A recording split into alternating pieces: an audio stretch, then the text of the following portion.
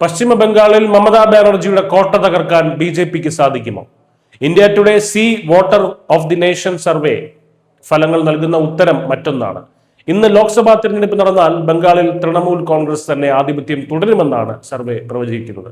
42 സീറ്റുകളിൽ 28 TMC നേടുമ്പോൾ ബി.ജെ.പിക്ക് 14 seat കൊണ്ട് തൃപ്തിപ്പെടേണ്ടി വരും.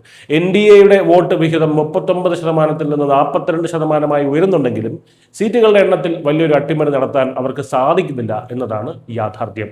കഴിഞ്ഞ ഓഗസ്റ്റിലെ സർവേയുമായി താരതമ്യം ചെയ്യുമ്പോൾ ബി.ജെ.പിക്ക് നേരിയ ആശ്വാസത്തിന് വകയുണ്ട്.